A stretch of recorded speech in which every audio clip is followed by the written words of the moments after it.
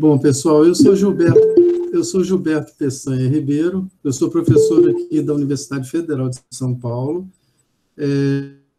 Estamos aqui hoje com esse momento bacana, com uma pessoa incrível, que é a engenheira Gina Bianchini.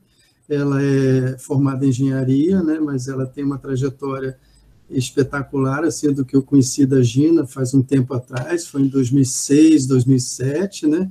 Ela acho que estava iniciando suas pesquisas no Museu Nacional em Arqueologia, e a Gina tem feito uma carreira assim, bem destacada, né, por uma concentração forte no campo aí de antropologia também, né, estudos dos carvões arqueológicos. Mas não é só isso, né, tem muito mais do que isso no campo da ciência arqueológica que a Gina tem se dedicado, né. Ela vai se apresentar daqui a pouco, e eu vou, só para vocês aqui, daqui a pouco eu mando lá para vocês no e-mail um cartazinho com todas as palestras que a gente tem programadas do Observatório, e eu vou aqui só comentar essas palestras que estão programadas, né? Hoje a gente tem a Gina Bianchini, trazendo aí uma conversa de 1 hora, ela vai apresentar em torno de 1 hora assuntos que têm a ver com arqueologia em ambientes costeiros. O Observatório da Dinâmica Costeira, que eu criei o ano passado com dinheiro de emendas parlamentares, via Pró-Reitoria de Extensão e Cultura. A gente tem aqui uma Pró-Reitoria não só de Extensão, mas com o nome também da Cultura. Boa tarde, Lourdes. Lourdes é uma entusiasmada com as coisas da gente. Ela veio do Rio uma vez, ela deu um olazinho aqui no chat. Ela veio do Rio para assistir uma palestra aqui em Santos, no litoral, foi até São Paulo, desceu a serra para participar de um evento aqui conosco. Nossa, uma coisa incrível, a gente tem um entusiasmo da Lourdes, ela é professora da área de educação, então é muito bom ter pessoas entusiasmadas, né? O Renato está presente aí, para prestigiar a Gina, né? Colocar um peso maior da responsabilidade com a presença do nosso geólogo aí de plantão, que o Renato é fera, né? Você sabe, né, Gina? E, nossa, a estratigrafia com ele é muito animado, eu gostei muito, né? E aí, e aí a gente tem na sequência, pessoal, no dia 6/11, nós teremos aí uma apresentação de uma moça aqui da Unifesp, que é a Isabela Nogueira, que é da área, ela é cientista da computação. A gente vai trazer um projeto de plano de dados geoespaciais para a Baixada Santista, né? O Observatório da Dinâmica Costeira em Santos, ele está dedicado a trabalhar alguns recortes do litoral, com temáticas variadas. Tem um recorte na Ilha de Ana, que é uma parte continental de Santos, né? Que é na porção continental de Santos, onde tem entraves ali vinculadas aos empreendimentos no entorno, com pesca, com declínio da pesca artesanal, com questões sérias no manguezal que tem ali próximo, com questões de crise ambiental instalada. Então, é uma comunidade, vamos dizer assim, que já há anos tem lutado ali, resistido às intervenções de grandes empreendimentos associados ao Porto de Santos, né? E aí a gente tem também um recorte da Praia do Góis, no município de Guarujá, que é uma praia também arenosa, uma pequena praia, num arco de praia arenoso, mas que tem uma história interessante também voltada por pleitos da população local a respeito de situações de erosão, situações que envolvem o Porto de Santos, a dragagem do Canal do Porto, e também tem mais um recorte na Ponta da Praia, que é a área nobre de Santos, na ilha, onde tem o metro quadrado mais caro aqui de Santos, que tem episódios de erosão marinha associadas a grande parte das vezes com ressacas do inverno, né? Então, além dessas localidades, a gente tem também Bertioga, que é um município aqui que tem uma cobertura vegetal ainda um percentual muito grande no litoral de São Paulo, e tem um rio que é Itaguaré. E na Foz do Rio Itaguaré eu tenho trabalho de campo com os alunos, e ali geologia sedimentar, esses assuntos que envolvem também a arqueologia. Claro, nessa localidade não tem sítio caracterizado, mas o litoral de São Paulo tem, aqui nessa região do centro, tem arqueologia histórica associadas a monumentos, né, vamos dizer assim, fortes, umas áreas de fortes, e tem também arqueologia pré-histórica associada a sambaquis. Então, a Madu chegou aí. Então, é um cenário assim, bem convidativo. Tem pesquisadores da USP, da arqueologia, que já estiveram fazendo pesquisas aqui, bem interessantes aqui no litoral centro de São Paulo. E aí o observatório tem se dedicado à dinâmica costeira, num primeiro momento, a dinâmica costeira associada à morfodinâmica das praias arenosas, e a partir daí surgem várias questões, né? E a gente tem estado presente, claro que a pandemia deu uma congelada nisso, com as lideranças locais vinculadas aos pleitos a respeito da qualidade de vida. Então, a gente tem alunos da engenharia ambiental, alunos da engenharia de petróleo, alunos do bacharelado que a gente dá aula aqui, que é de interdisciplinar em ciências do mar, e eu tenho trabalhado com os alunos com esse recorte do litoral, trabalhando a relação do homem com o mar. Até no campo da literatura, eu tenho aberto aí oportunidades para os alunos também ampliarem o conhecimento, para entender que a arte, a literatura também expressa parte dessa relação do homem com o mar na zona costeira. Eu digo zona costeira emersa e também submersa, né? Porque tem as relações do homem com a pesca, né? Então é um negócio muito bacana. Aí a gente, na sequência aqui, vai ter também no dia 11 de novembro, uma palestrinha sobre missão Cruz, aí envolve astronomia de posição, é uma coisa que a gente no observatório às vezes tem sido pedido, né, para falar um pouco sobre astronomia de posição, naquela parte mais tradicional de navegação por estrelas e tudo. Vai ter uma palestra minha no dia 26 do 11, né, de cartografia náutica, com material que a gente tem de batimetria do Porto de Santos, do canal.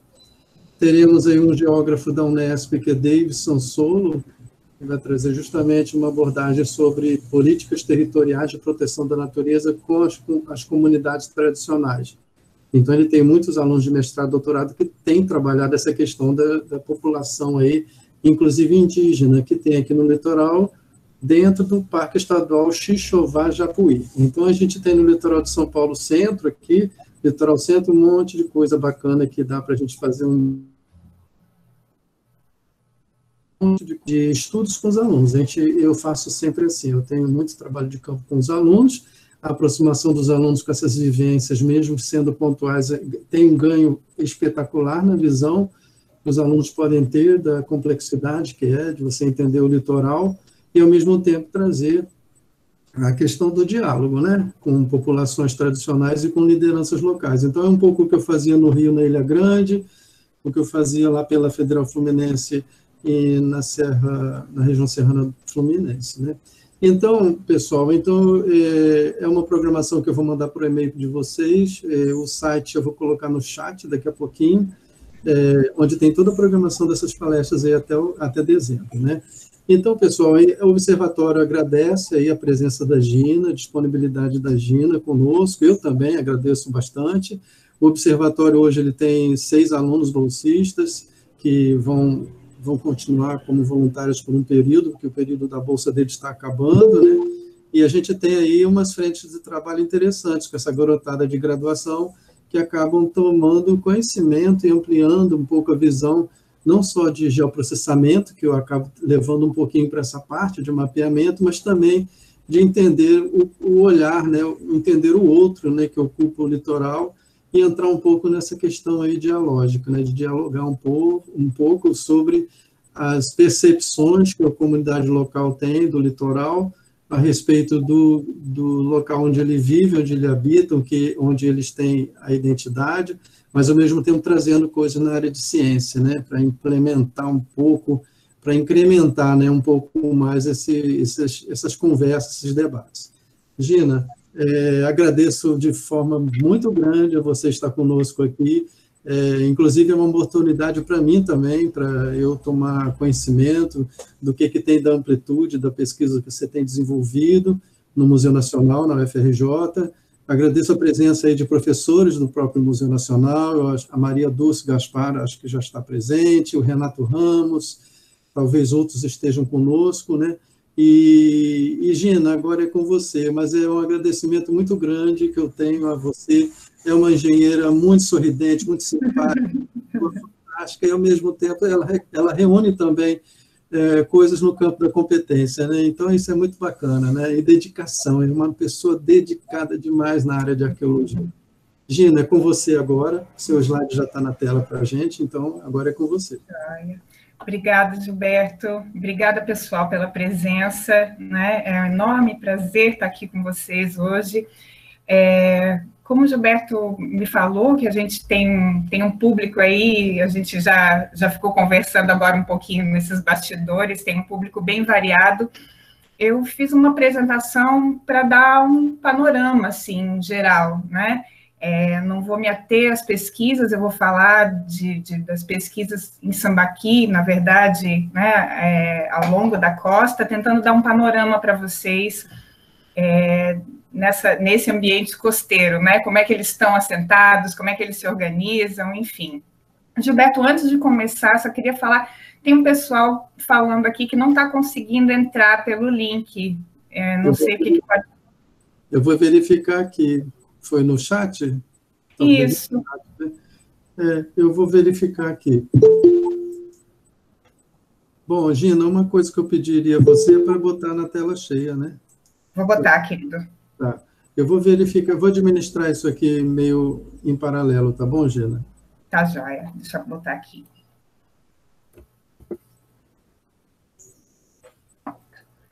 Bom, então, na verdade, esse título até foi uma sugestão do próprio Gilberto, né?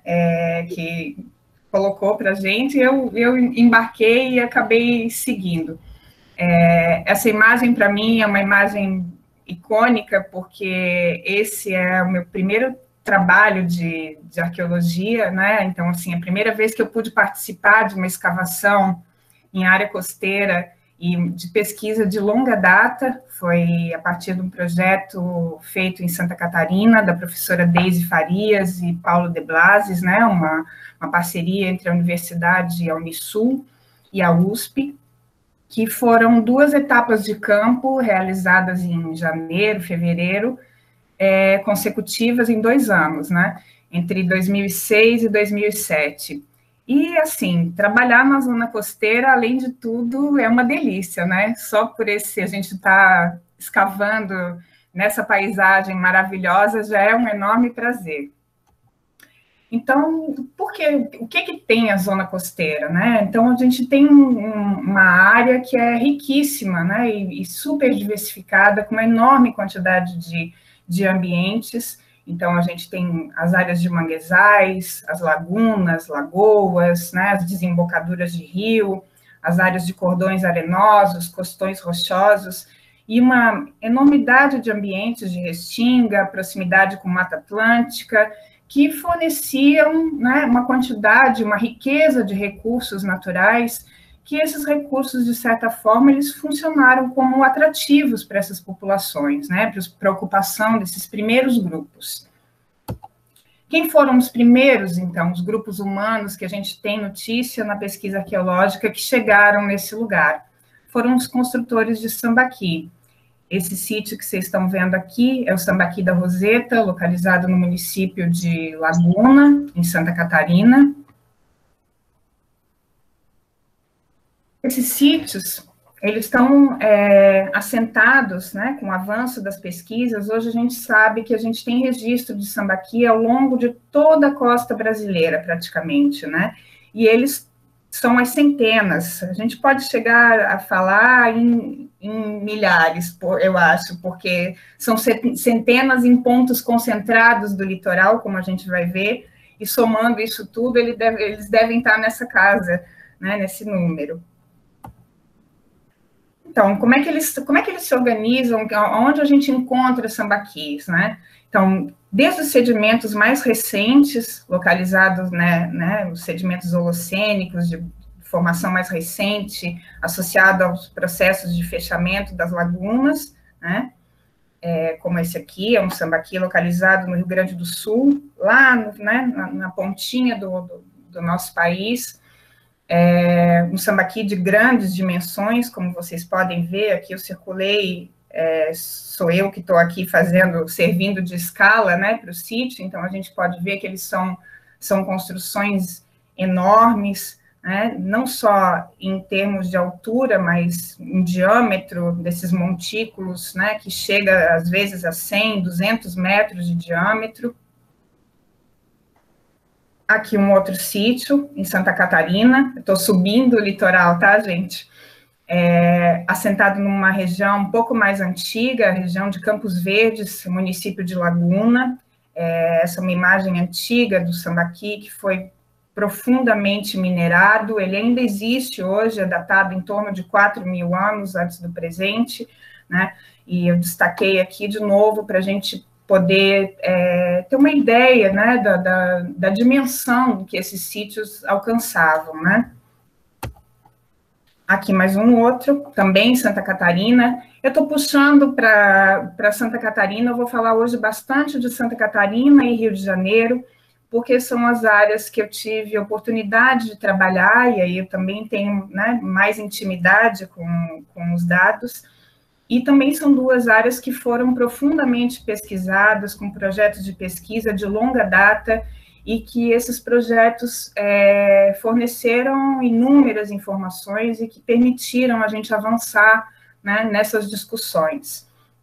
Então, esse aqui é o Sambaqui Galeta, ele também é imenso, também tem uma datação em torno de 4.000, ele nunca foi pesquisado, né, foi feito apenas uma coleta pontual para fazer a datação, ele está intacto, mas é um Sambaqui também de proporções enormes, a gente consegue ver ele aqui melhor do ladinho, né, das casas, e aqui assentado no costão rochoso. Aqui eu coloquei ele no mapa para vocês terem uma ideia. O Carniça, ele estava sentado mais ou menos aqui. Então, são dois sítios, né, de proporções imensas, que estão assentados, que têm datas mais ou menos próximas, e que estão, né, também próximos espacialmente. Aqui eu subi bastante, já, né, o Rio de Janeiro, esse é Sernambetiba, é um dos maiores sítios, né, em termos de dimensão no Rio de Janeiro. Ele foi objeto da minha pesquisa de doutorado, mas já vinha sendo pesquisado desde a década de 60, 70 e 80, e também é um sítio grande, né? Aqui a gente tem uma topografia dele com 6,5 metros de topo, e ele tem mais de 100 metros nesse diâmetro maior. Ele está localizado, que a gente chama no fundo da Baía de Guanabara, né? Na porção norte, nordeste da Bahia, e está assentado, ele foi construído em cima de um depósito natural de conchas, de um concheiro natural. Então, eu passei esse panorama geral, assim, só para vocês terem uma ideia de que esses sítios, eles podem estar assentados em cima de costões rochosos, em cima de rochas, né, em cima de depósitos arenosos, em cima de sobre sedimentos lodosos de fundo de manguezal, mas também em cima de depósitos naturais de conchas. Como é que eles estão organizados ao longo desse litoral, né? O que significa a gente ter esses sítios próximos uns dos outros?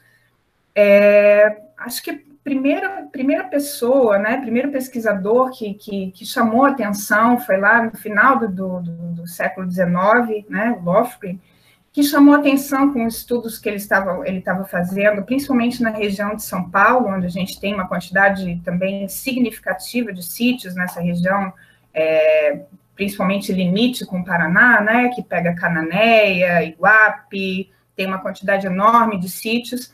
Ele percebeu que esses sítios, eles formavam alguns agrupamentos, né, e nesse momento, nesse trabalho que está citado aí, vocês podem achar na internet com facilidade, ele chega a comparar, né, questionar que essa proximidade entre os sítios era relativamente semelhante ao que as descrições de Hans Staden, quando ele falava das proximidades das aldeias indígenas, né?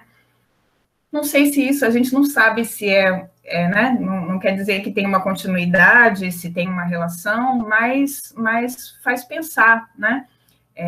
A Madu, que está presente aqui com a gente, ela sempre chama atenção para a gente pesquisar e entender, né, o comportamento dos nossos nativos, que eles podem iluminar, né, as formas como a gente interpreta esse registro material desses grupos que não tiveram fala, né? Que eles não estavam mais aqui quando o colonizador chegou, mas que parece que faz um certo sentido. Vou mostrar para vocês ao longo da apresentação. E depois foi a própria Madhu, né, que foi a primeira pessoa, a primeira pesquisadora a propor um modelo de padrão de assentamento, né? Esse trabalho foi a tese dela de doutorado, que é super bacana, e onde ela, pela primeira vez, constrói esses mapas com a distribuição dos sítios, né? Mostrando que eles estavam formando grupinhos próximos entre eles, e com a formação básica de antropóloga, né, ela imediatamente fez essa relação, chamando a atenção, né, que muito provavelmente esses grupos, eles estavam se relacionando entre eles, né, não faz sentido pensar nesses sítios como coisas isoladas, né.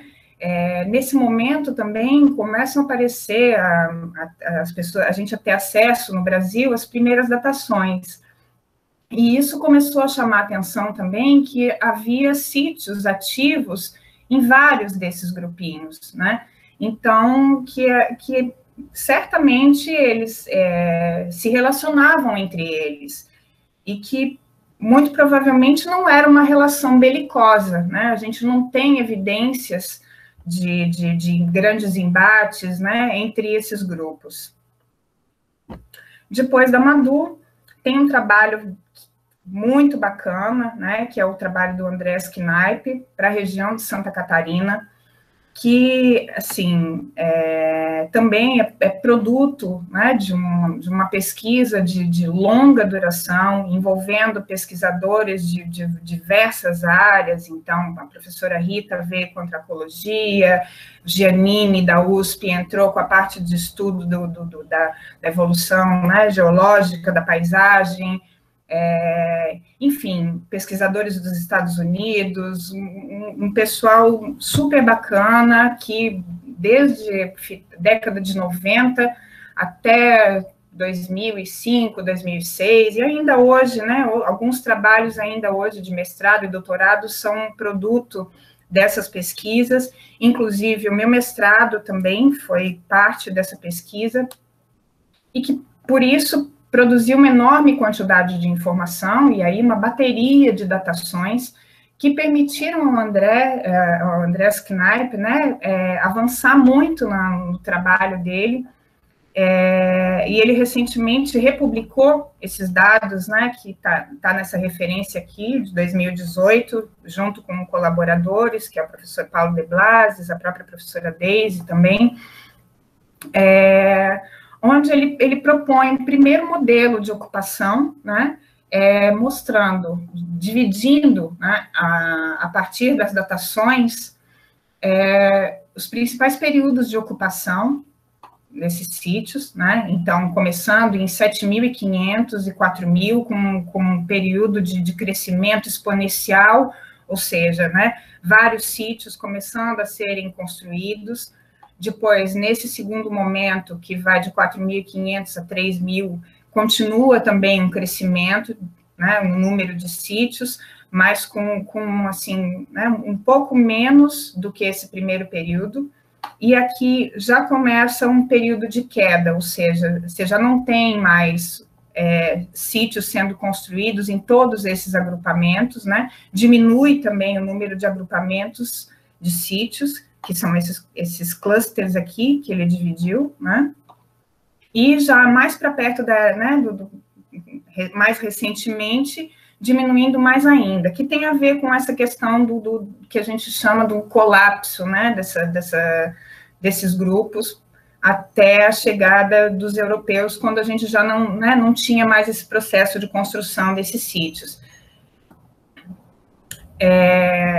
Esse trabalho do Andrés e colaboradores de 2018 é muito bacana, ele retoma o trabalho da tese dele e faz uma análise estatística, né, dessas datas para avaliar qual era a diferença significativa entre elas. E é super bacana, porque ele chegou à conclusão de que é isso, assim, a gente tem nessa região, isso é litoral sul de Santa Catarina, tá, gente? Desculpa não ter falado lá.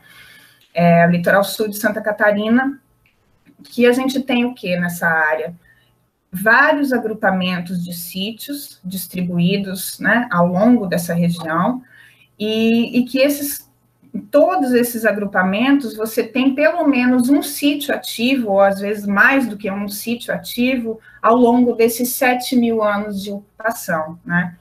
Outro aspecto, ele percebeu variações, né, na migração, vamos dizer assim, no deslocamento desses sítios, conforme a variação do nível do mar, e isso é muito bacana, eu vou retomar isso um pouquinho mais à frente para a Baía de Guanabara, né? Eles meio que vão acompanhando, né, os recursos hídricos marinhos, né, na medida em que o mar foi modificando, né, a regressão marinha foi modificando essa paisagem, então eles foram meio que acompanhando esse processo, e a gente, com isso, isso reforça, né, que esses ambientes eram ambientes importantíssimos, né? Esses grupos estavam totalmente adaptados a essas áreas, eles viviam, né, desses recursos, e esses recursos faziam parte do modo de vida deles, né? Tá além de questões só voltadas para a própria subsistência. A gente vê isso no registro arqueológico. Além disso, né, de que os sítios estão assentados em forma de grupinhos, distribuídos no entorno das lagoas, lagunas, desembocaduras de rios, eles também chamam a atenção para uma coisa que a Madu também já tinha apontado na tese dela de doutorado, que é que havia sítios diferentes, né, nesses próprios agrupamentos. Você tem alguns sítios que são gigantes, né, que eventualmente alguns deles têm sepultamentos, né, então alguns sítios a gente já tem certeza, como Jabuticabeira, que é esse sambaqui imenso lá de Santa Catarina, que ali é um sambaqui com função funerária, né, ele tem uma quantidade enorme de sepultamentos, e ao mesmo tempo, fazendo parte desse grupinho, a gente tem os sambaquis de pequeno porte, que tem uma estratigrafia já, né, diferente desses grandes, não tem sepultamento, não tem estrutura de moradia, tem questões que a arqueologia ainda não conseguiu avançar sobre esses pequenininhos ainda. Cheguei na Baía de Guanabara. Então, esse modelo do Andrés, que eu apresentei, é um modelo bastante consistente, né, porque ele, com essa quantidade de dados, ele conseguiu avançar muito, né. A gente não tem isso para todas as áreas do litoral, mas a gente já tem isso para muitos pontos, né, tem modelos sendo propostos para a região de Joinville, né, no norte de Santa Catarina, para São Paulo, com Flávio Calipo, para a Baía de Guanabara, que é essa que eu vou falar para vocês, e pessoal recentemente tem começado, né, tem uma pesquisa recente no Espírito Santo, que também está apontando algo semelhante. Então, o que a gente pode ver é que aqui na Baía de Guanabara, de certa forma, esses sítios também estão organizados, né, no entorno da Baía, formando, de certo, né, também alguns agrupamentos entre eles. Aqui eu estou repetindo a imagem, mais para vocês perceberem uma questão, né, aqui a gente consegue ver perfeitamente que esse era o contorno da antiga linha, né, Paleo Baía de Guanabara, e que esses sítios, eles foram ocupando toda essa linha de costa, né, e aí em outras áreas, é claro, também da Baía de Guanabara. Aqui a gente tem que fazer uma ressalva, porque o Rio de Janeiro foi fortemente ocupado, né, e toda essa região do entorno. Então, muito provavelmente, muitos desses sítios foram destruídos, e aí, diferente de Santa Catarina, que teve um outro processo de ocupação, aquela região que ainda tem muitas áreas, né, sem ser cidade, né, como tem aqui no Rio, a gente conseguiu ter sítios mais bem preservados. Aqui no Rio de Janeiro é um pouco diferente, mas mesmo assim a gente continua ainda encontrando alguns sítios. Nesse mapa, eu coloquei um destaque para mostrar para vocês que, por exemplo, esses dois em amarelinho são as datas mais antigas, principalmente esse aqui, que é o Sambaqui de Guapi, que é o mais antigo de todos. Ele tem uma datação em torno de 5.800, quase 6.000 anos, né? Depois a gente tem esses aqui que eu destaquei em azulzinho, alguns só, Sambaqui do Seu Jorge, Amorins, Sampaio, com datas em torno de 3.800, 4.000 alguma coisa. Aqui Seu Bento também, desse lado, né, com a data muito parecida. E depois a gente tem Sernambetiba e outros que são sítios mais recentes e que já estão localizados mais para cá, para perto da atual linha de costa da Bahia. Isso é muito bacana, porque mostra, de novo, né, que aparentemente eles foram acompanhando o processo de regressão para ficar sempre pertinho do mar, né, ou pelo menos desses recursos da própria laguna, né, no caso da Bahia. Aqui eu coloquei, a gente também, ainda para o fundo da Baía de Guanabara, né, não tem uma quantidade de datação tão grande como tem para Santa Catarina, mas, pelo que tudo indica, tem um período que vai entre 3.000 e 4.000, onde há uma explosão, né, que é o que o Andrés já fala para aquela região de Santa Catarina, e outros pesquisadores também vêm falando para as outras regiões, que ocorre, né, a partir de 5.000 começa um crescimento exponencial, mas esse período entre 4.000 e 3.000 é onde a gente tem como que uma explosão populacional, né? Você tem uma quantidade muito grande de sítios sendo ocupado de forma concomitante. E aqui eu trouxe para mostrar para vocês um gráfico que é bem ilustrativo, que é super bacana, foi feito pelo nosso colega na época, o Lucas Garcindo, que fez, ele pegou as bases dos sítios que a gente conhecia na época, que estava trabalhando lá no fundo da Baía de Guanabara. Esse é o Guapi, aquele mais antigo que eu mostrei para vocês, Amorins e Seu Jorge, e Sernambetiba. Nós tínhamos a cota das bases desses sítios, a cota topográfica, e ele calculou, né, junto com a datação, um processo que mostra, né, graficamente como esses sítios foram de um período mais antigo, estavam num nível mais elevado, né, em relação ao nível do mar, e aí depois eles foram, né, descendo, acompanhando a linha de costa até chegar a 50 centímetros, né, que é a cota da base de Sernambetiba, perto do nível do mar.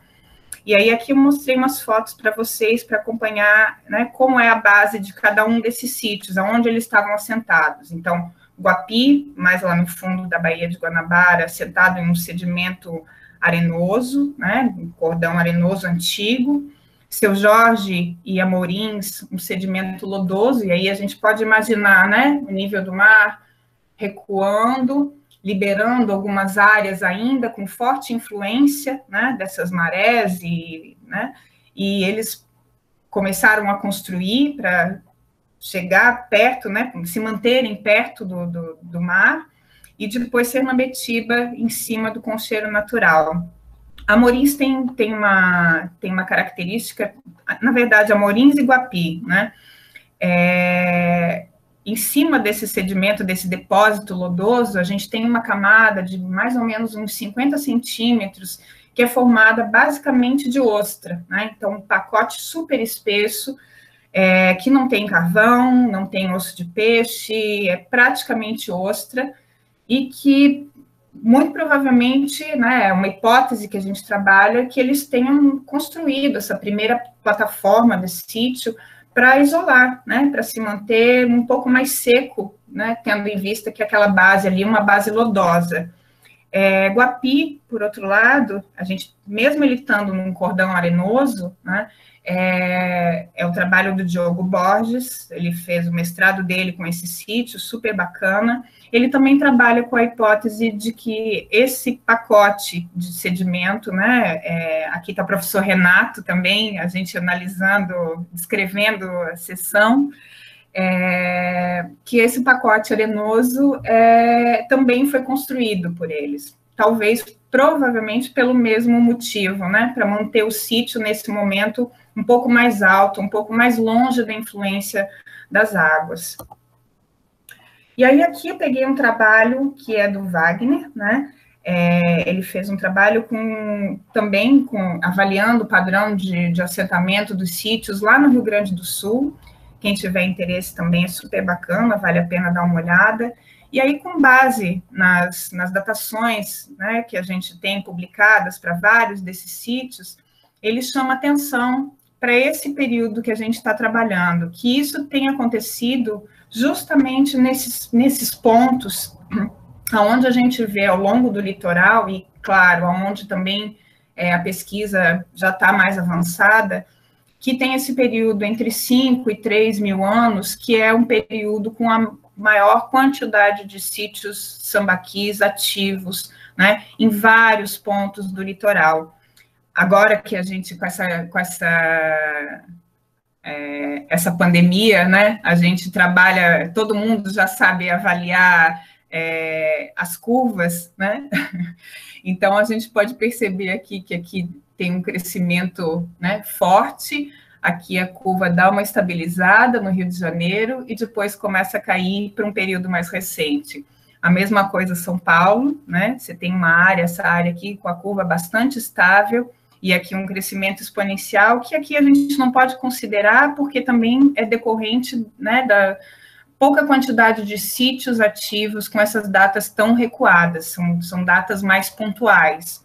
Provavelmente porque alguns sítios estavam submersos, né, e aí a gente não estão submersos e a gente não conseguia, né, alcançar, ou porque muitos deles também já foram destruídos. O que é uma informação bacana é que isso está se repetindo como um padrão em vários pontos ao longo do litoral, né?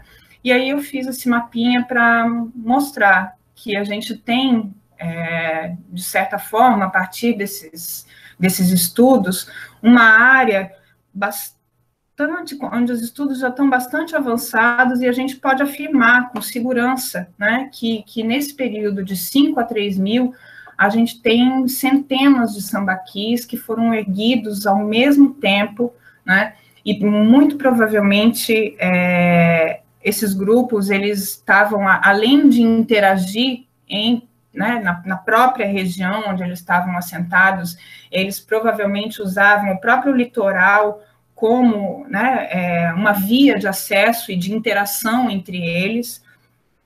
Então, o que mostra, além de tudo, a questão da profundidade temporal, né? Se a gente pensar que, por exemplo, no Rio de Janeiro, a gente tem data para Cambuinhas e Algodão, que são 2 sítios. Cambuinhas, apesar de ser uma data um pouco controversa, mas como saiu a outra data de Algodão, que é na região de Angra, em torno de 7, 8 mil anos, a gente já, né, considera que tem que ficar atento, que é uma profundidade temporal e que pode pensar que nesse período já tinha sítio ativo, né? E que eles ficaram até por volta de 1800, que é Sernambetiba, um dos mais recentes, talvez até menos que isso. Uma profundidade temporal de ocupação imensa. São Paulo, também a gente tem data em torno de 7.800 até 1.000 anos antes do presente. Santa Catarina, a mesma coisa. Então, a gente tem aí uma área imensa, né, da costa, com esses grupos ocupando densamente toda essa área. E enfim, com base, né, nessas pesquisas, a gente pode hoje afirmar que existe um padrão de ocupação, né, sambaqueiro, que é característico e que é um padrão que se perpetuou no tempo e no espaço, né? A gente tem uma profundidade temporal e você tem um deslocamento, né, uma área imensa da costa com esses grupos, e que isso mostra como eles eram um sistema sociocultural super bem estruturado, que provavelmente trocavam entre eles, né, interagiam entre eles, e são grupos que a gente tem que olhar para esses sítios com carinho, porque apesar de, né, a gente já ter uma série de informações sobre eles, ainda tem muita coisa para avançar nessas pesquisas, né, para a gente entender um pouco melhor como é que se deu esse processo de ocupação e por que eles, né, como é que foi, principalmente como é que foi o processo de desestruturação, que atualmente a gente atribui, né, a chegada dos grupos ceramistas, né, tem vários trabalhos já também que vêm discutindo essas questões, porque principalmente alguns sítios mais antigos, mais antigos não, mais recentes, apresentam cerâmica, né, cerâmica de grupos G, cerâmica associada aos tupi, principalmente no topo, e que muito provavelmente foi esse tipo de interação que influenciou no processo de construção, né, desses sítios, até que eles não foram mais construídos. Eu acabei a minha apresentação, gente, eu estou deixando aqui no final, porque quem tiver interesse também, a Madu vai falar, hoje é dia de maratona Sambaqui, então a Madu vai conversar com vocês um pouquinho mais tarde também, eu tenho certeza que vai ser muito bacana, eu indico fortemente que vocês vão ficar seduzidos pelos sambaquis depois. Obrigada. Muito bom, Gina, muito bom também a Maria Dulce aí ter essa atividade hoje à noite. Não é? Não dá para perder, né? E eu vou divulgar daqui a pouco aí, meio rápido com os alunos aqui também. Mas, Gina, muito bacana, porque as pesquisas que envolvem sambaquis, que envolvem esses sítios que são primorosos do ponto de vista de informações, né? Eu me esqueci de fazer um anúncio, eu vou aproveitar agora, que no dia 10/11, a arqueóloga Cláudia Regina Plens, que é carioca, né? Ela é professora da Unifesp, do campus Guarulhos, e junto com o Levi Figutti, que bacana! Fazer aí no dia 10/11, aqui pelo Observatório, os sambaquis da Mata Atlântica. Então, eu fiz o convite aos dois, eles aceitaram de primeira, né? Conosco aí, foi uma falha minha no começo, eu acabei não comentando, mas não tem problema, comento agora. Né? Agora, é isso aí. O que é bacana, Gina, eu não sou especialista em arqueologia, mas a gente observa, né, a quantidade de frentes de trabalho, né, que, de alguma forma, gera esse entusiasmo grande para pessoas que são vocacionadas e são dedicadas aos estudos aí arqueológicos vinculados aos sambaquis, né? E, de alguma forma, a gente tem aí uma geração de novos arqueólogos, né? Então, a gente tem que lembrar um pouco que a arqueologia no Brasil, ela tem lá as gerações dos pesquisadores que vão perpetuando para novos profissionais, né? E a Gina faz parte dessa nova jovens arqueólogos, né, que eu digo, que têm se dedicado de forma bem intensa, né.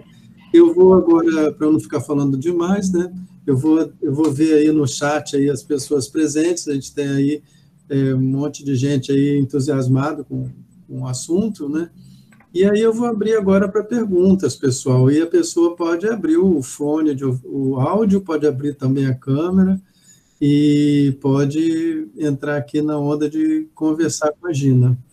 Eu vou olhar no chat aqui, mas a princípio no chat não veio nenhum comentário, nenhuma inscrição de fala, né? Mas de qualquer forma eu estou deixando aqui o reforço para que vocês possam interagir e abrir o microfone e conversar com a gente. sim, enquanto o pessoal fica encorajado aí, comentar o que tem no chat. O Renato Ramos, é claro que é suspeito, né? Parabéns, Gina. Tem que partir para uma reunião. Beijos e até mais tarde. O Renato é uma pessoa assim, fundamental na vida da gente, né, Gina? Nossa, Renato ele foi meu orientador de doutorado, ensinou muito sobre estratigrafia, né? Porque assim, eu não entrei nesses detalhes mais pontuais, né? Mais dos sítios, porque a gente tem tanta coisa para falar, não dá, né? Mas assim, a leitura dele foi essencial para a gente treinar os olhos e poder interpretar os sítios. É um querido. Muito animado, né? Então, quem é aluno do Renato também fica animado, porque ele é animadíssimo com o assunto de geologia, com o vínculo, né, com essa interface com a arqueologia. O Renato é realmente muito especial, é um professor e uma pessoa assim, extraordinária, né? O Renato realmente é muito bacana. O Silvio Pasquarelli está dizendo aí, muito interessante, fazendo um comentário também. Acho que o Renato está querendo falar, outro Renato. Então vamos lá, Renato, pode abrir o microfone, por favor. Legal. Deixa eu fazer uma pergunta, professora Gina e professor Gilberto. Sobre o modo de vida, os hábitos dos povos dos sambaquis, o que já se sabe já hoje, Gina? Ih, Renato, tanta coisa! Não, mas deixa eu tentar dar um panorama para você, assim, né? A gente sabe que eles eram um grupo essencialmente pescadores, né? Então, pescadores né, isso, assim, com base, não só com base no que a gente encontra nos sítios, né? Que é a cultura material, o próprio material construtivo, que é a base de conchas, mas também principalmente com base nas análises isotópicas, né? Então, consumiam mamíferos marinhos, consumiam peixes, mas também consumiam alguma coisa de vegetais, então eram pescadores, coletores, né? Tinham esse hábito, óbvio, né, gente? Tá tudo ali disponível, a gente tem a Restinga, Mata Atlântica, né? Além das lagunas, eles tinham abundância de recursos para subsistência, e não é à toa que eles perpetuaram, né, com uma profundidade temporal tão longa, muito mais do que a nossa própria existência aqui dentro desse território, né? Então, que mais? Tem alguns trabalhos super bacanas sobre, você encontra, sobre paleopatologia, né? Então, que é o pessoal da bioarqueologia, que faz análise dos ossos, que mostra qual era a estatura, se eles faziam trabalho forçado ou não. Então, alguns indicadores, que eles tinham a musculatura dos braços aqui, a parte, né, anterior desenvolvida, provavelmente associada a remo, a pesca, porque, claro, eles... habitando esses ambientes tão aquáticos e aquosos, eles estão se deslocando o tempo todo, né? Com canoa para um lado, para o outro, e nadando, enfim. Que eles tinham também algumas doenças no ouvido, dor de ouvido, provavelmente por conta do próprio mergulho. Então, esses são alguns indicadores do pessoal que estuda só os esqueletos, né? Deixa eu ver o que mais. A questão da própria construção dos sambaquis, né? Esses sambaquis que a gente chama de sambaqui cemitério, né?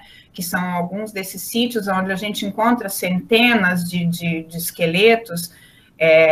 Então, eles tinham um modo de cuidado com os seus entes queridos, né, de cuidado com o corpo. Então, você encontra esqueletos com os ossos todos pintados em pigmento vermelho, de ocre. Você encontra eles totalmente dobradinhos, como se eles estivessem envoltos em fardo, em alguma cordaria, algum trançado vegetal que não se preserva, mas os ossos ficam todos articulados e eles bem fletidos, né? Você encontra ossos cremados que mostram que eles provavelmente davam um tratamento, enterravam ali por um determinado momento, daqui a pouco eles retiravam aquele corpo dali e sepultavam em outro lugar, né? E alguns sítios, como, por exemplo, Cernambetiba, Jabuticabeira 2, entre outros, Cabeçuda, também em Santa Catarina, que a gente já sabe que eles são sítios funerários, né? Que são sítios que foram erguidos para serem cemitérios.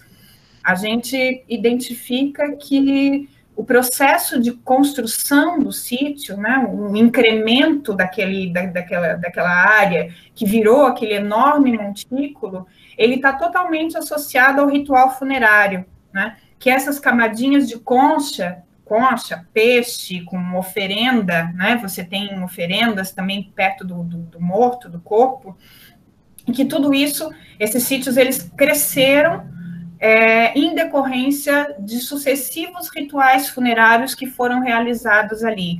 E aí a gente tem atividades que não são atividades rituais que se limitam ao momento de enterramento, né? Eles muito provavelmente faziam revisitações naqueles sítios e para aqueles entes queridos várias e várias vezes. Por que a gente está falando isso? Porque você tem essa sucessão de depósitos, ao mesmo tempo a gente não tem nenhuma evidência de abandono, né? Por exemplo, não há um processo de formação de solo, uma coisa estéril ali, eles estão o tempo todo cuidando, né? Que faz sentido, a gente acabou de passar pelo nosso Dia dos Mortos, né? Então, e o que a gente costuma fazer quando não é pandemia, né? Todo mundo vai lá, limpa o túmulo, deposita a florzinha, faz as orações de forma, né, recorrente. Acho que é, assim, mais ou menos isso, Renato, mas, assim, se você for avançar, você vai encontrar uma série de outras informações, assim, muito bacanas para você poder conversar com seus... Obrigado, Gina, gratidão. Gina, a Madu, eu acho que ela ainda está presente, ela pede para que falasse um pouco sobre o processo de construção de sambaquis. Que eu acho que acabei falando agora um pouco, né, Madu? Tá bom. O Lucas Chiarelli, ele vem assim, uma pergunta, né? Além do Guapi de Amorins, há outros sítios no Rio de Janeiro que parecem terem sido erguidos sobre bases construídas? Olha, Lucas, assim, você sabe que a gente tem ainda, né, as pesquisas ainda são poucas no Rio, né? A gente, principalmente nesse sentido, estou falando, né? No sentido de dar um olhar atento para a base, né? Para verificar onde esses sítios foram construídos, qual é o depósito natural onde eles foram assentados. Que isso também é um cuidado que a Madu sempre chamou a nossa atenção, que é uma informação importantíssima, e não é à toa que a gente está conseguindo avançar um pouco mais, né? Então, e a gente tem essas informações agora, porque também foi por conta da Madu e Sheila que propuseram em algum momento uma pesquisa de longa duração, né? Que é onde a gente consegue avançar mais. Então, infelizmente, ainda só temos informação para esses dois sítios.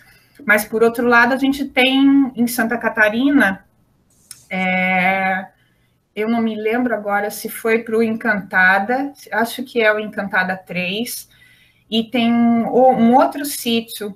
Depois, se você quiser, eu passo para você, Lucas, porque já existem indicadores dessa construção de base em outros lugares. Tem uma menina da USP que fez um trabalho super bacana com isso. Legal. Uma coisa curiosa, Gina, que me veio à mente aqui, é a quantidade de sítios também de água doce, né? No Vale do Ribeira, no sul do estado de São Paulo, né? Até a Cláudia Plens tem pesquisa por lá, o que há de ocorrência, né? De assentamentos associados à água doce num complexo imenso de rios, né? no Vale do Ribeira. Então, a gente tem que entender que os sítios também não são só ambientes marinhos ou fluvio-marinhos, mas também você tem uma profusão grande de sítios que existiam, né, em regiões como essa, né, de riqueza grande de alimento também. Por isso que, às vezes, a gente insiste em afirmar que os manguezais são locais de alimento o ano inteiro, né, do ponto de vista de fixação do homem no litoral. Então, o homem pré-histórico já tinha essas preferências do ponto de vista de ter essa possibilidade de alimento o ano inteiro, né? E esse traço dos sambaqueiros, né, de terem esse caráter de pescadores, isso denota muita coisa também associada a dentes de tubarão no norte fluminense, em alguns sítios que ali, na verdade, tem alguns locais que foram arrasados, né, por conta da ocupação na década de 19, tem muita intervenção humana, né, mas ainda se encontravam, né, dentes de tubarão, ou seja, eles eram pescadores não só de pescar próximo à costa, né, pescadores meio doentes, né, de encarar braçadas aí, ou algum objeto de navegação e tudo, mas é muito bacana, né, esse assunto dos sambaquis remete a gente raciocinar e refletir muito sobre essa questão ambiental, né, que a gente vive hoje no campo aí, de entender os ambientes, de entender também como que a paisagem ela nos traz informações importantes, né, a respeito dessa interação do homem com a natureza, é muito bacana. O Lucas Pereira, ele faz uma pergunta a você, né, Gina? Você tem algum grupo de pesquisa ou extensão onde um público externo pode participar e conhecer melhor o trabalho sobre os sambaquis? Ele diz, entre parênteses, né, pretendo adquirir mestrado na área de arqueologia indígenas Rio Tietê. E lá no final ele bota Aratu Sapucaí. Então é para você a pergunta do Lucas Pereira, Gina. Oi, Lucas. Nossa, assim, super bacana que você falou. Assim, infelizmente não tenho um grupo externo, né? Né, que a gente não teve essa iniciativa ainda, quem sabe? Pode ser que seja super bacana. Mas esse interesse em aproximação do assunto é sempre fantástico, né? Porque ele é instigante, a arqueologia desperta interesse, né? Em a gente conhecer mais e mais a respeito da ocupação humana, né? Em épocas mais remotas, né? Do que a gente tem aí do cenário atual. Mas é bacana esse pessoal estar interagindo com perguntas. O Renato Marquezine, né, eu conheço pessoalmente, alguns aqui eu conheço, a maioria não conheço, mas é bacana essa interação aí e o despertar do interesse, né, desse público em geral sobre essa questão da arqueologia. É curioso que aqui onde eu trabalho, é Instituto do Mar, né, tem um eixo pedagógico, que aqui é chamado de pedagógico, que discute o homem e o mar.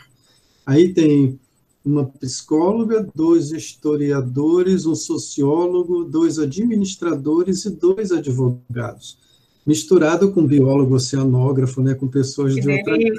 Então, é uma salada isso aqui. E é um projeto meio recente, de 2012, né, a primeira turma que entrou na graduação, ela veio meio que com esse bacharelado, né, de Ciência e Tecnologia do Mar, e se iniciou em 2000, e quando eu cheguei aqui em 2013, éramos, acho que, em torno de 17 docentes, e hoje são 72, então o negócio aqui que bacana, veio... Gilberto. É bacana, mas não acompanha com infraestrutura, né, porque no final do governo Dilma já tivemos aí muita coisa de recursos do MEC, muito problema, né, nessa questão de manutenção. Mas, de qualquer forma, a gente está aqui nessa coragem dura, né, e bem marcante, de tocar para frente muita coisa. E quando a gente vê cursos de graduação que se dedicam às ciências do mar, que é o caso nosso aqui, é curioso que a gente vai para a Espanha, Portugal, Itália, Estados Unidos, no estado da Califórnia, e a gente vê que a arqueologia é uma área que é contemplada, né, como também na formação de um profissional das ciências do mar, por conta da interação do homem com o mar e com a região costeira, né, que pode ser ilha ou área continental. E aqui a gente ainda não tem, né, um arqueólogo na equipe para que pudesse dar conta de parte desses assuntos, né, das interfaces. Houve um concurso recente para gestão costeira, mas foi logo quando a gente teve esse problema sério aí de questão das contratações e tudo, mas a gente resiste, tenta resistir. E a arqueologia está um pouco presente aqui em algumas coisas que eu desenvolvo e que eu promovo, né, porque na verdade, eu aproximo pessoas, né, que estão interessadas aqui nesse assunto de arqueologia. E, de alguma forma, a gente tem tido êxito, né, porque tem 2 historiadoras de Santos que são arqueólogas, né, com mestrado, e uma com doutorado também em arqueologia. Então, a gente tem muita coisa bacana aqui em Santos de professores da escola municipal que trabalham aqui um sítio, um local que a USP mantém, que é Engenho dos Erasmos, né, que tem ali um sítio arqueológico histórico, e que esses professores trabalham com garotada de escola, né? Então, tem até de escavação, essas coisas mais lúdicas, né? Que vale a pena. É um negócio assim, eu não deixo de citar a Adriana Negreiros, que é uma professora aqui, que por sinal é carioca também, mas mora em Santos há muito tempo, e a Cristiane Amarante, que é essa moça que está em Portugal, completando um ano com pesquisas por lá. E nessa área de arqueologia para criança aqui é um negócio fantástico. A Adriana Negreiros é uma arqueóloga assim, extraordinária, porque ela é gestora, né, na área educacional, na Secretaria de Educação do município de Santos, mas que tem trabalho com garotada e um negócio assim, além da medida. E quando a Cristiane voltar de Portugal, supomos, né, a gente vai supor que a gente vai ter uma frente de trabalho, talvez, eu digo a gente como se eu fosse arqueólogo.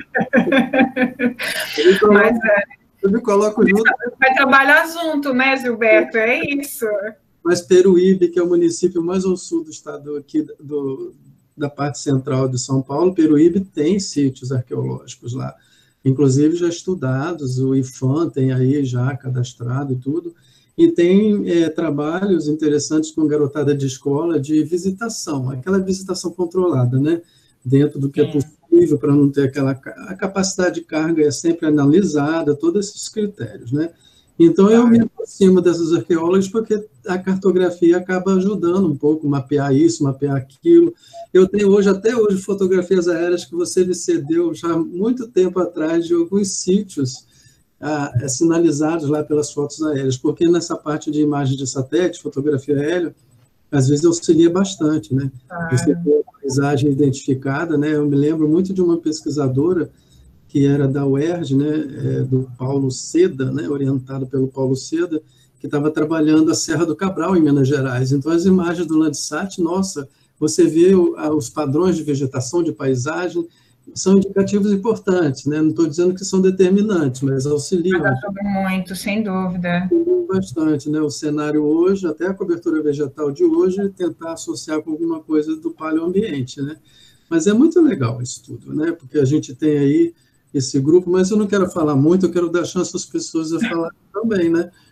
Gilberto, sim, você estava falando, desculpa, assim, só queria abrir um parênteses. A gente tem também trabalho com as crianças e principalmente com os professores da rede pública, mas, assim, aí não é decorrente de outros trabalhos que estão relacionados com arqueologia pública, né, que é essa arqueologia que a gente faz para o licenciamento ambiental. Isso. Então, e que, assim, também é fantástico, né, esse contato com as crianças, os jovens, você falar sobre arqueologia, e principalmente falar da arqueologia na cidade deles, né, no local onde, né, então é um retorno imenso para a gente, é muito gratificante, e, assim, eu vejo, né, que, assim, principalmente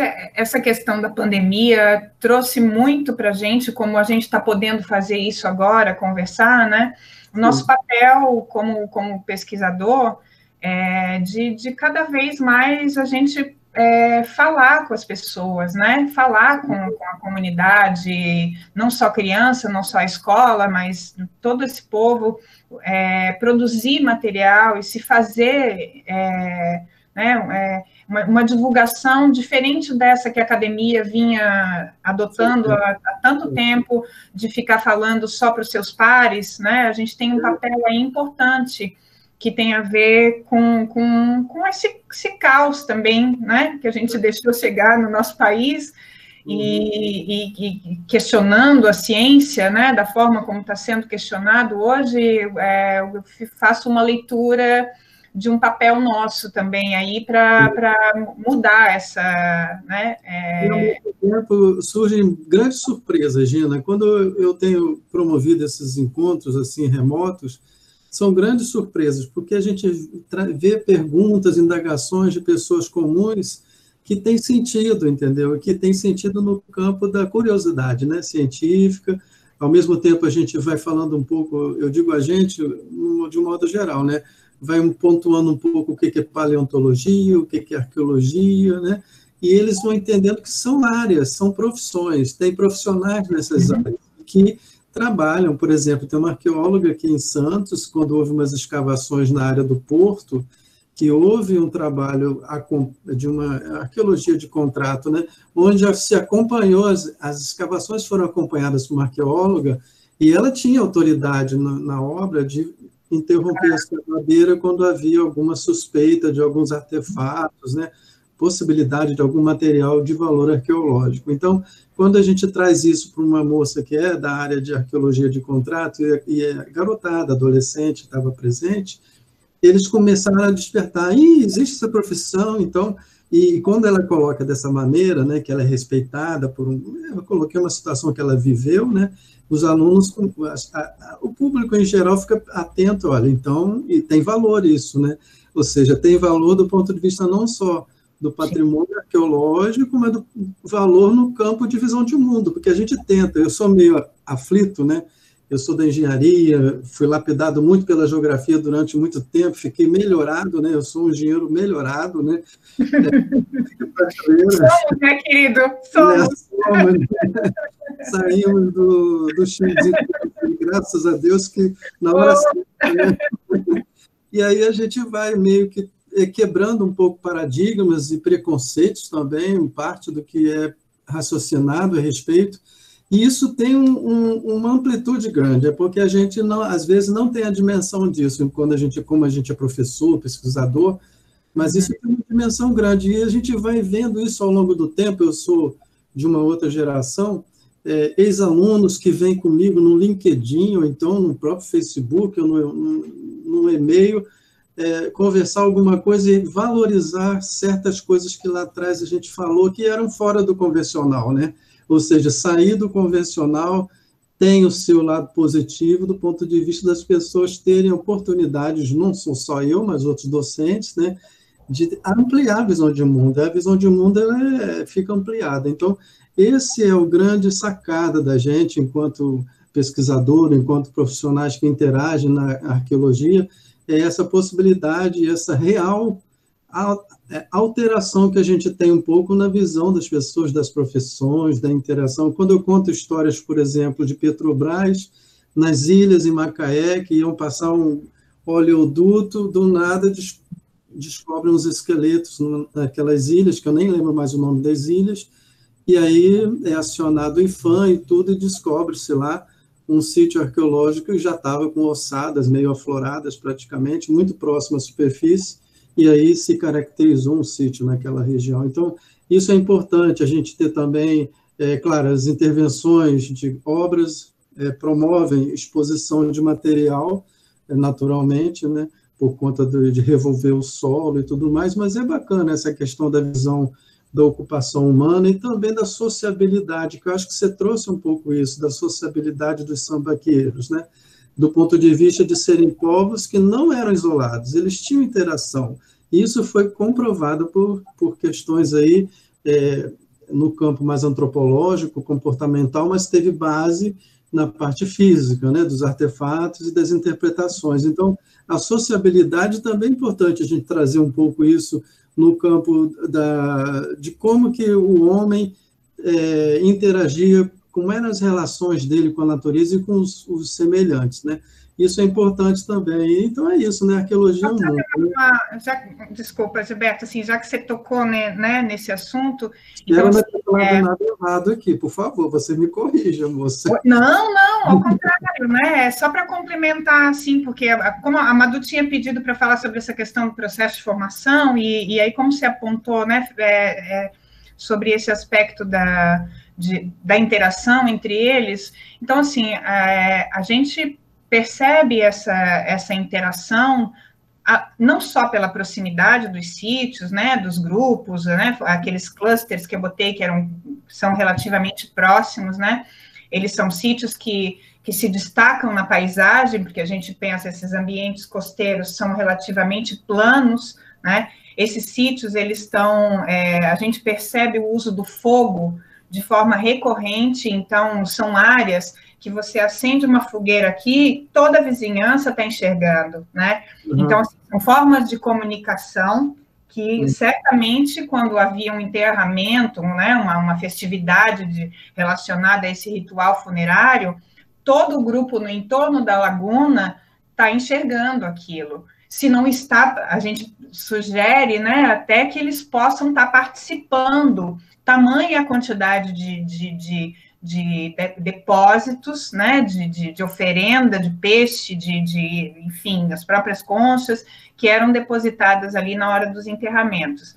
Mas, enfim, além disso, né, o André Prus, né, nosso arqueólogo, né, ele fala da questão dos ólitos, que são para quem não conhece, gente, são umas estatuetazinhas feitas de rocha, né? Elas são feitas à base de polimento, então é pedra polida mesmo, né?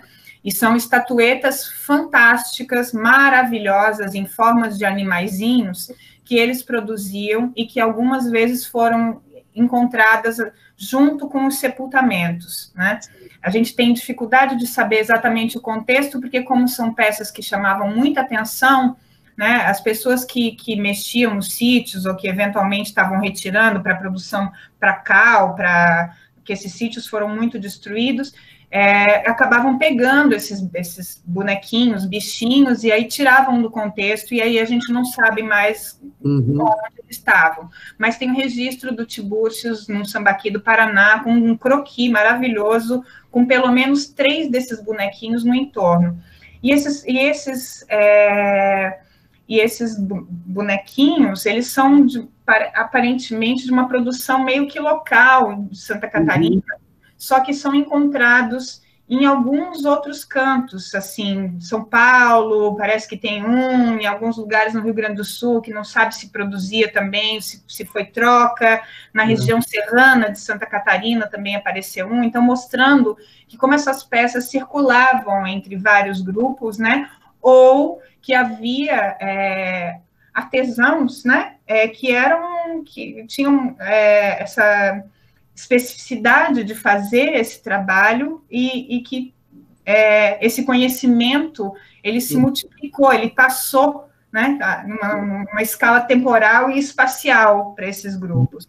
Além disso, o próprio processo de construção do sítio, né, que você tem, por exemplo, Sernambetiba, que é aqui no Rio, com datação em torno de 2.000 anos, Jabuticabeira, lá em Santa Catarina, com a datação mais ou menos contemporânea, e o processo de formação muito parecido. Você tem camadas de concha depositada, lentes escuras que indicam áreas de fogueira, de não sei o quê, depósito de peixe, marca de estaca, que geralmente está no entorno, né? São estruturas que a gente não consegue saber o que era, mas que estavam no entorno dos esqueletos.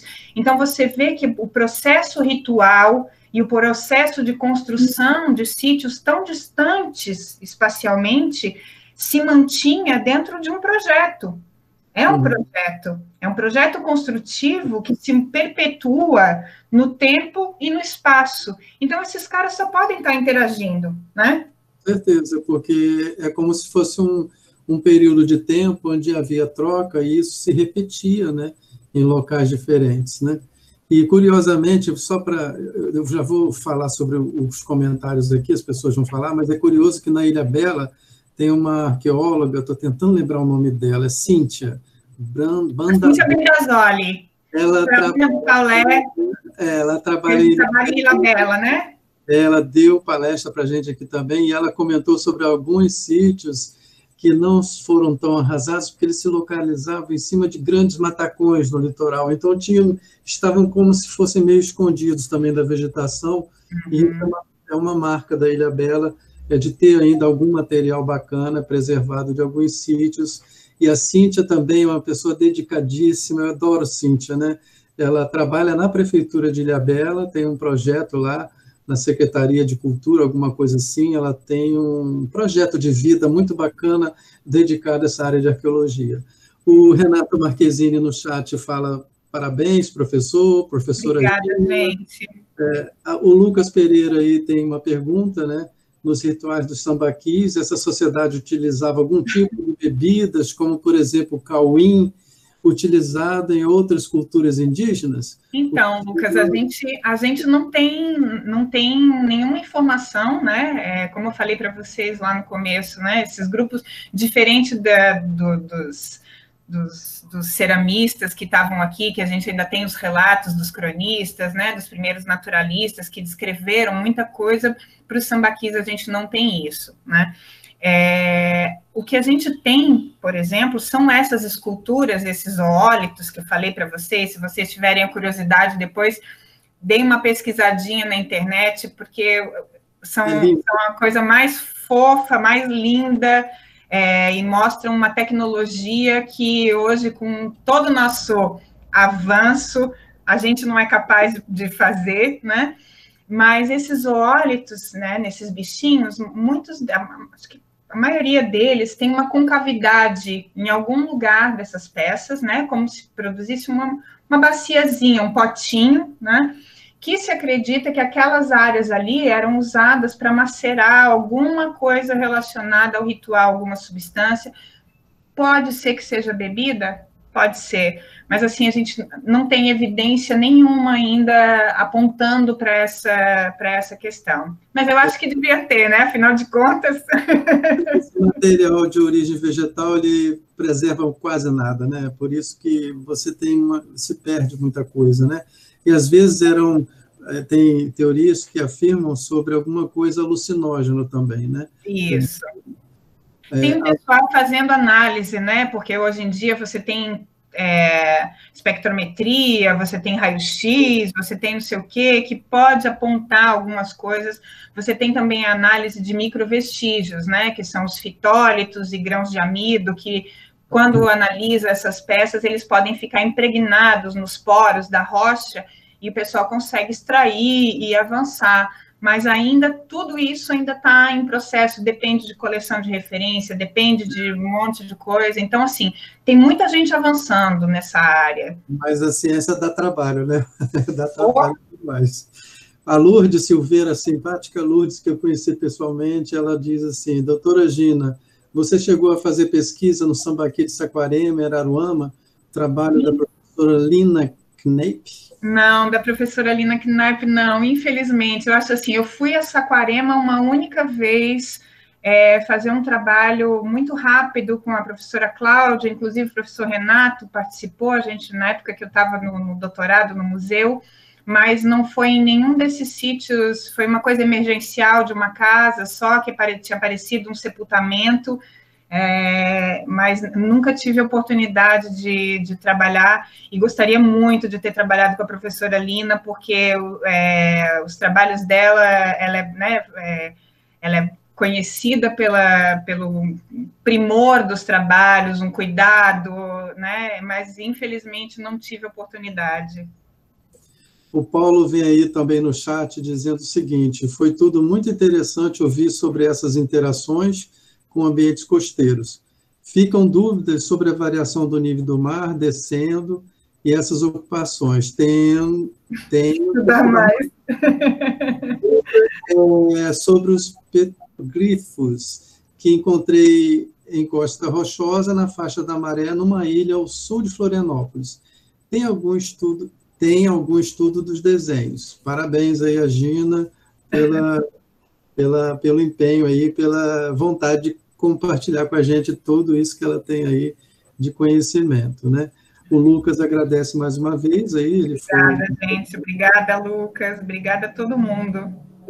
O curioso é que você é catarinense, né, Gina? Eu não lembro se você é gaúcho ou catarinense. Catarina. E eu me arrependo até hoje que houve a oportunidade de um trabalho de campo em Laguna e eu não pude participar, porque eu estava no Rio com muitas aulas e tal, e eu perdi esse trabalho de campo, que é quase, acho que mais de 2 semanas em Laguna, nos Sambaquis, né?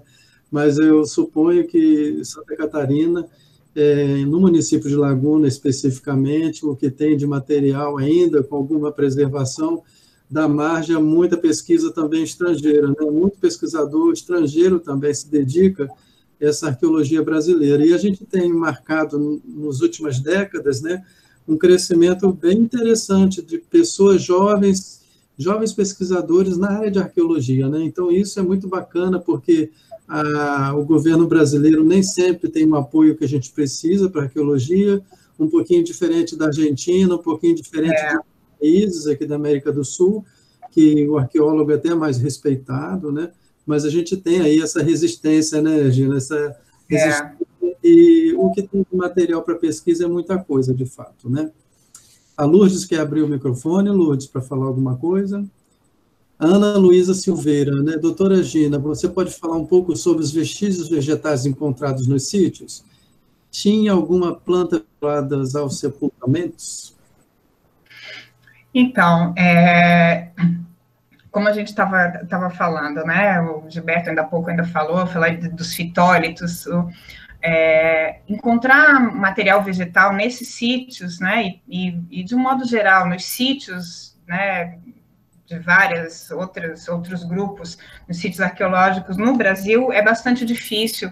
A gente tem um solo que é frequentemente ácido, né, que ele não permite a preservação, como a gente tem em alguns outros lugares, mas, por outro lado, você tem situações ímpares, que são os ambientes mais secos, nas cavernas, os abrigos, em região de Minas, onde você tem uma preservação bacana, e nas regiões onde é mais frio, ou em sítios que tem a base alagada, né?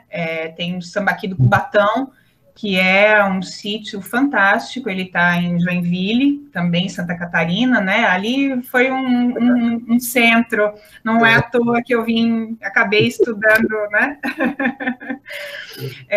Mas, enfim, o Cubatão, ele tem a base dele, uma característica muito legal, assim, ele está localizado quase na foz do rio, e aí o rio foi erodindo a parede do sítio, e os pesquisadores hoje conseguem identificar restos de madeira com estaca, formando como se fosse quase que uma plataforma. Então, você encontra as madeiras assim, cruzada com amarração, então fibra de amarração, você tem cestaria, e todo esse material ele só se preservou porque o lençol ali é muito superficial e toda aquela área ficou encharcada, o que reduz, né, a atividade microbiana e permitiu a conservação desse material. Fora isso, em Sambaqui, a gente consegue pesquisar sobre os vegetais através da antracologia, que foi o que o Gilberto comentou lá no começo, que eu estudei no mestrado. O que é antracologia? É você olhar os carvões, né? Porque enquanto eles não têm material vegetal seco, enfim, a quantidade de carvões nesses sítios é imensa, decorrente das sucessivas fogueiras que eles faziam, né? Então, você pega esses carvões e olha no microscópio, e a partir da anatomia da madeira, você consegue identificar quais são as espécies que eles estavam utilizando pelo menos para botar fogo, né? Para fazer as fogueiras. E aí, Ana, a gente tem, por exemplo, associado ao sepultamento, a gente tem uma indicação de que havia frutinhas, né? Que, assim, os peixes, eles são muito evidentes, né? Porque você deposita lá o peixinho, se decompõe e o osso se preserva com facilidade, assim como se preserva o osso humano. Então, a gente tem os ossinhos de peixe muito abundantes. E os vegetais, eles estavam só na forma de carvão. Então, essas frutinhas, elas só permaneceram ali porque, por algum motivo, elas caíram na fogueira, que são sementinhas, na verdade, né? Caíram na fogueira ou por algum, né? Foi ao acaso que elas acabaram se preservando pela queima. Mas, de qualquer forma, elas aparecem em uma quantidade interessante, perto de sepultamento, e aí você tem sementinha dessas plantas que ssão as mietáceas, que são pitangas, né? Goiaba, que você consegue identificar. Um outro tipo de semente que aparece em 2 sítios, pelo menos, um foi Jabuticabeira e outro foi um sítio, acho que foi o Carniça, pesquisado pela Ana Maria Beck, em Santa Catarina também, tinha semente de anona, que são as frutas do conde, a temoia, como é que chama a outra? Enfim, tipo fruta do conde também, associada aos esqueletos. E os coquinhos, né? Você tem coquinho lá no sul, em Jabuticabeira, muito coquinho de butiá, que é uma palmeirinha pequenininha, né? Daqui na Restinga. E você tem aqui em outros lugares também coquinho de gerivá, esses coqueiros comuns que a gente tem aqui. Por algum motivo, eles aparecem associados aos sepultamentos. É bacana, porque, inclusive, a arqueologia vinculada aos sambaquis, dá para a gente ter alguma coisa de associação, eu acho que o nome pode ser esse, dos paleoambientes pela cobertura vegetal, pelos indicativos que tem, misturados ao sedimento e às ossadas humanas dos sambaquis, ao que eles tinham de oferta, né? Eu digo, no passado, o que era possível ser ofertado pela natureza, eles tinham uso, né?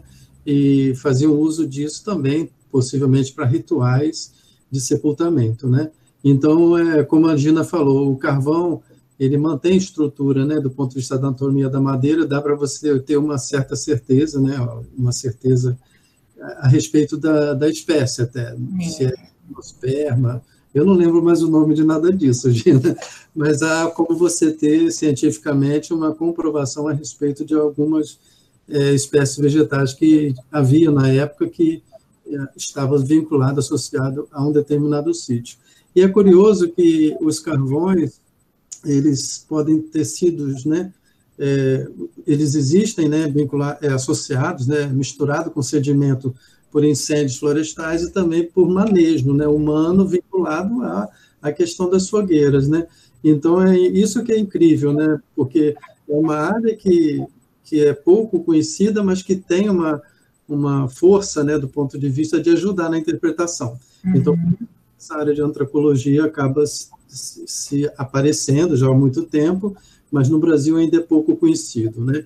Mas está se expandindo, né? Mas é bom, Gina. Deixa eu ver mais o que a gente tem aqui. O Paulo, novamente... Petroglifos, ele tá falando, né?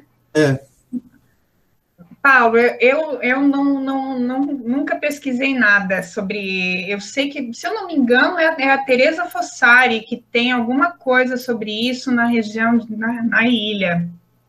Então, e tem um texto também que eu acho que a Cristina Tenório, como ela estudou alguns sítios, alguns desses em Ilha Grande e tal, eu acho que ela tem um texto que fala alguma coisa sobre isso e ela faz essa relação também entre Rio de Janeiro e Santa Catarina. Mas eu nunca pesquisei, nunca trabalhei com eles, não. Olha que bacana, Beatriz Costa está com a gente aqui. Pode falar, então. Abre o áudio, Beatriz. A Beatriz, ela fez a especialização comigo lá no Geologia do Quaternário, né? Da nossa geração lá.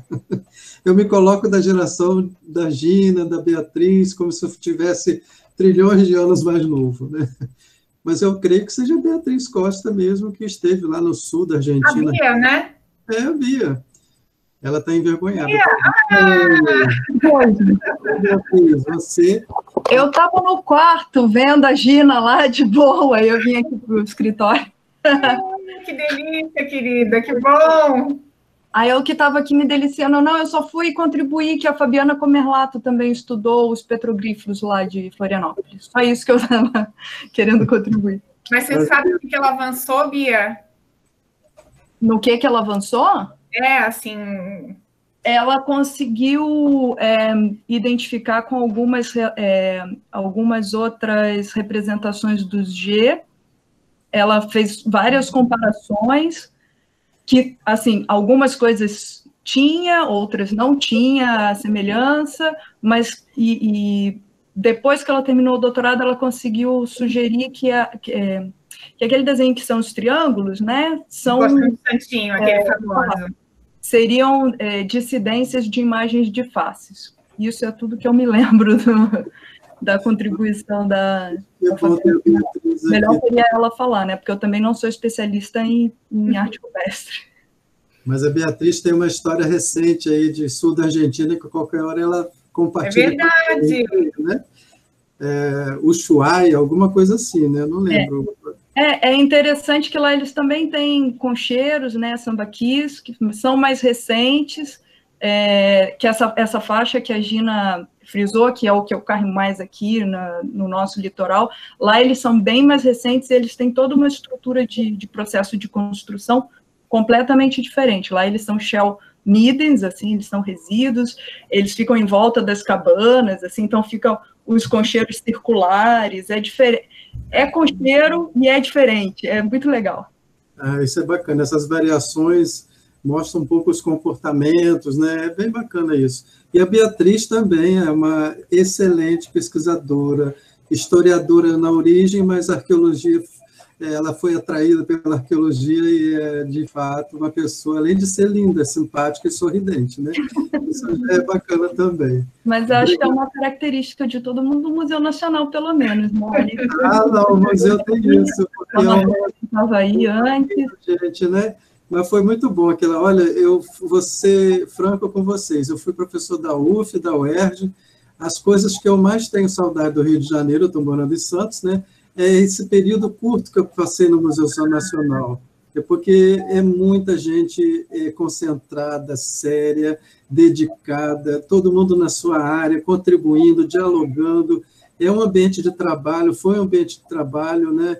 Eu acho que ainda continua sendo, de grande produção, assim, de grande destaque e democrático, né? Buscando-se, né? Ser bem democrático com a pesquisa, compartilhando com as pessoas assim incríveis, né? Vários foram citadas aqui, pessoas, a Tânia Lima foi o primeiro contato meu com a arqueologia foi com a Tânia, né? Somente a Tânia Lima, né? Que é assim, as aulas dela foram assim entusiasmadíssimas, ainda mais eu que é da área de exatas, né? Sou da área de exatas, eu fui da área de exatas, né? E a Tânia foi, assim, realmente, na minha vida, foi um divisor de águas, né? Porque eu fui apresentado, né, a ciência arqueológica através da Tânia, e foi muito bacana, né? Na engenharia, no mestrado meu e na especialização, o pessoal fica fazendo cara torta, e Gilberto é engenheiro e começou a estudar geografia, arqueologia, ele é meio maluco, mas a sair da caixinha é sempre bom, porque a gente é um pouco de várias coisas, né? Sempre tive interesse por essa questão aí de arqueologia, e aí chegou a oportunidade na época do meu doutorado, né? Fiz um doutorado mais na área de informática, de geografia, mas o Museu Nacional ali do lado, eu morava em Vila Isabel, por que eu não faria um curso ali com aquele grupo, né, da especialização? E Beatriz foi minha colega de turma, né? Fizemos vários campos juntos. Isso aí. Bacana. Eu me lembro... E outra colega de mestrado da Gina. Ela era um ano antes, né? Você da primeira turma e eu era da segunda turma do mestrado. E eu me lembro do trabalho de campo na Ilha de Cabo Frio. Nem fala. E eu lembro do trabalho de campo na Ilha de Cabo Frio, né? Onde você tem sítio, que tem parte submersa, parte emersa, os beach rocks lá presentes, né? E as dunas escalonadas, né? É muito legal. E foi um trabalho de campo, assim, fantástico. Foi com o Wagner, né? O Renato estava junto, acredito que sim, eu não estou lembrado de todos, mas foi com os alunos de geologia da UFRJ e também alunos da engenharia de petróleo. Foi um negócio bacana demais, foi muito legal. Mas, pessoal, olha só, deixa eu ver mais o que aqui. O Paulo, obrigado, Beatriz, pela participação, fique conosco aí. O Paulo aqui, pela localização, indica que houve aumento no nível do mar, alguma coisa assim. Ele trouxe uma frase aí, eu acho que não, né, Gina? Não, a gente não tem. O Lucas Santo Campo. Eu conheço, né? Mas eu não sei, assim, pelo nome eu não conheci, dos Beach Rocks, né?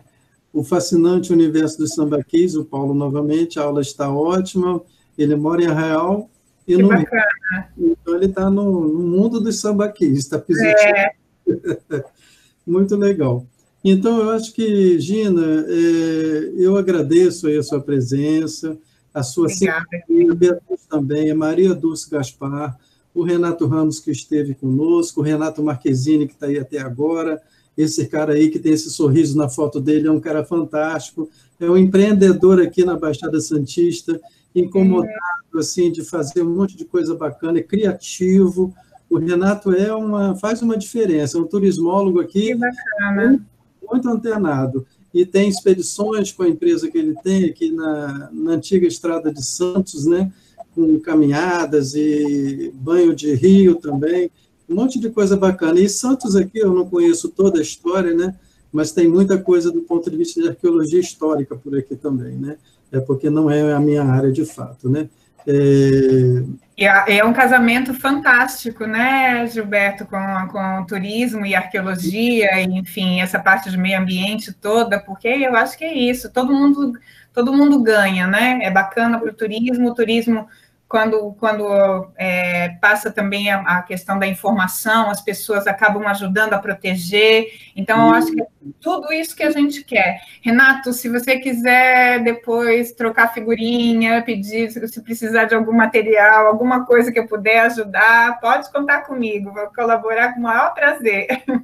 E ele, assim, é uma pessoa muito bacana, Gina, ele é muito bacana, eu estou dando a carta verde aí para vocês conversarem. Bacana. Ele é uma pessoa especial aqui na Baixada, fazendo a diferença. Aqui na Baixada, comentando rapidamente, tem um professor chamado Tiago, do Instituto Federal de Cubatão. Aqui em Cubatão tem uma escola técnica, né? E eles têm de turismo em Cubatão. Parece meio contraditório, Cubatão, um parque industrial, mas o IFE lá, o Instituto Federal de Educação, tem curso de turismo. E o Tiago é um professor lá também muito animado. Na época de pandemia, ele tá aí no LinkedIn, nas lives também, falando da profissão do turismólogo, né? E isso é muito legal, né? O ano passado, infelizmente, a gente não pôde ter a Paula Stumpf, que é uma turismóloga de Goiânia, que é gestora lá do município de Goiânia e de um museu, que eu não lembro o nome, e que também traz essa abordagem um pouco da gestão do turismo associado à museologia, associado à arqueologia. A Paula também é, assim, uma pessoa incrível. E, por ser uma pessoa muito ocupada, ela não pôde vir ano passado. Mas vamos ver aí uma oportunidade da Paula também conversar com a gente. E ela tem um olhar muito bacana também nessas interfaces com outras áreas, né? Que ótimo. Pessoal, eu vou agradecer a Gina novamente. Quer falar um pouquinho mais, Gina? Não, tá ótimo, né?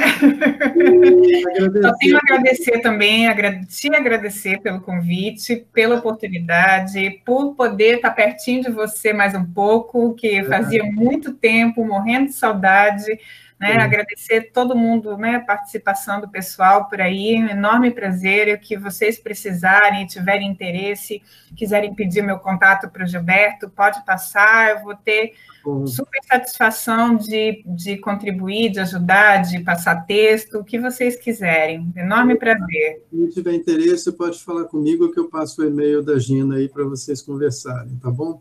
Então, pessoal, agradeço demais a presença de todos. A gente tem essa semana aí mais 2 palestras, amanhã e sexta, e sempre às 16h. A programação eu mandei para vocês aí no site, e fiquem à vontade aí para participar do que vocês puderem, porque são pessoas assim incríveis. Eu fiz esse ano um resgate de muita gente com quem eu transitei na minha vida acadêmica, olha, não houve ninguém que recusou aí estar aqui conosco aqui numa conversa dessas aí, porque a gente vê as pessoas que a gente gosta, ao mesmo tempo a gente amplia conhecimento e compartilha com todo mundo. E a Gina é essa, né? É uma pessoa formidável, né? Além de ter uma competência muito bacana na área de arqueologia. Tchau, tchau para todo mundo. Obrigada, querido. Obrigada, gente. Um abraço para todos aí.